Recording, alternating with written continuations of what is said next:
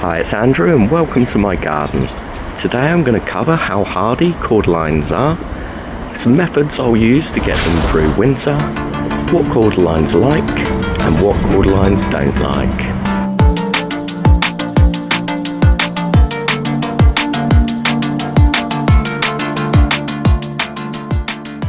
The most important things are they are planted in a warm sheltered position with fertile and well drained soil.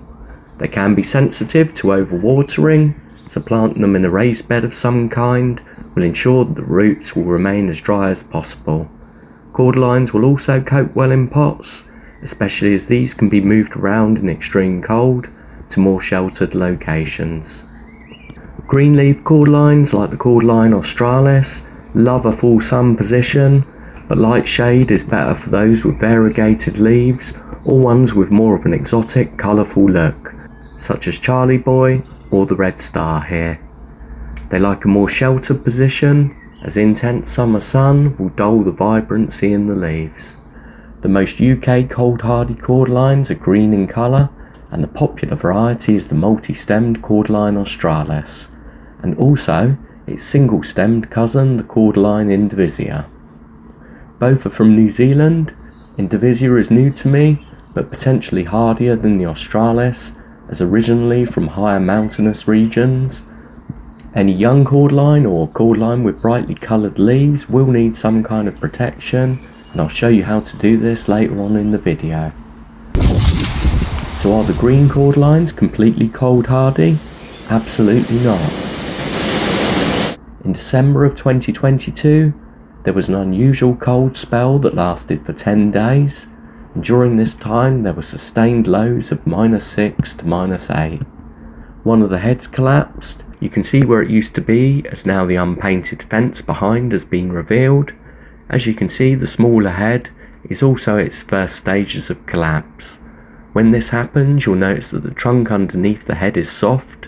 This needs to be cut back to a place where it's solid to prevent the damp travelling down to the base.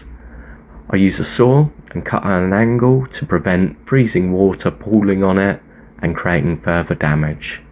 Then there was a week in January where the temperature also dipped to similar levels, around -3 as an average, and a few days of sustained -4.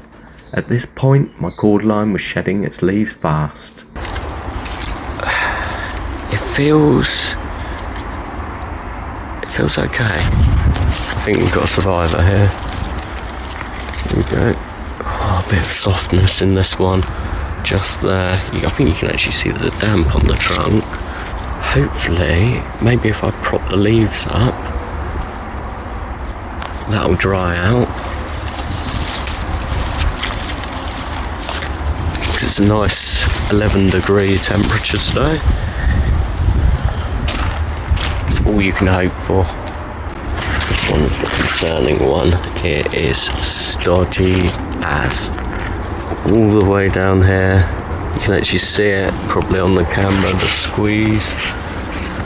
All the way down here. And then it gets nice and tough there. So maybe what I'll do is I'll crop it back just like that one. Yeah, we can save these bad boys. The flat tops. The dreaded flat top. Then came the final blow. In the second week of March, temperatures were also sub-zero, plenty of rain, snow and strong winds which managed to topple the remaining heads. It is the sustained, freezing temperatures and wet weather combining, causing the water in the crown of the Cordyline to freeze, which is the reason this Cordyline met its demise. Being in an exposed location certainly didn't help this one, but neither did the horticultural fleece, as they still let in the wet. I sawed all the trunks back to where they were solid, which proved the right thing to do. By May time, this Cordyline and all the other headless Cordylines in Milton Keynes were now shooting again from the base, and some from higher up on the trunk. So they are obviously very hardy, as in they will not die, but in extreme cases of cold or heat, 20 years of growth can disappear just like that. Has this put me off Cordylines? Well, initially it did. However, I've researched more about them and seen firsthand the impressive growth on some specimens near me, such as this one, which has regrown 7 foot in under 2 years. Other than the green ones, you need to ask yourself, how often do you see a tall red star cordyline or Torbay dazzler in your location?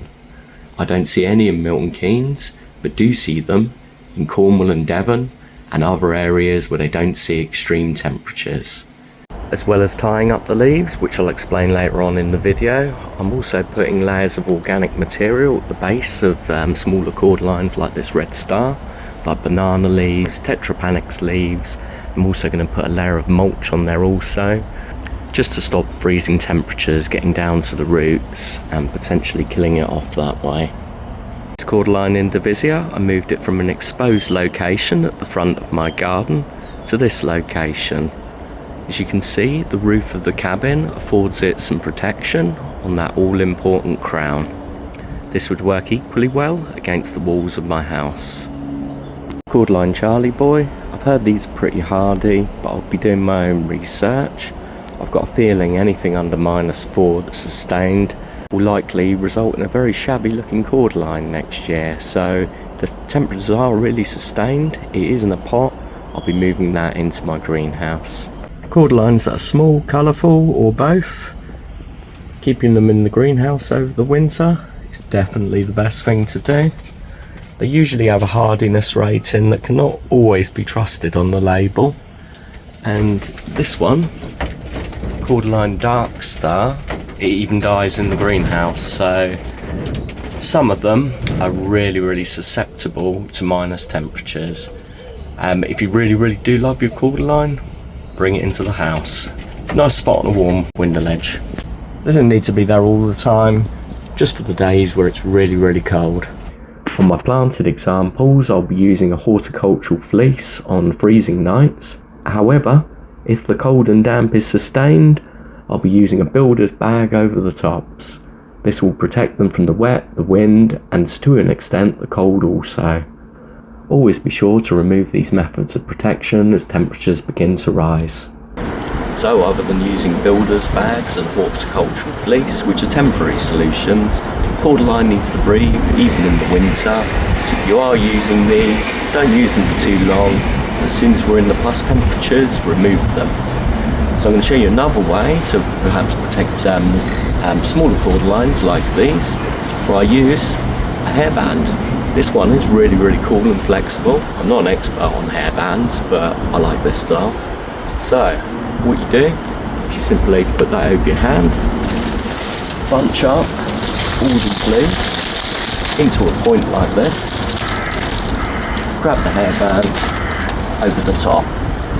As I said, this one's nice and soft, so it doesn't tend to damage the leaves at all. And when it becomes colder, it's simply a case of grabbing the hairband that is around the base and pulling them up.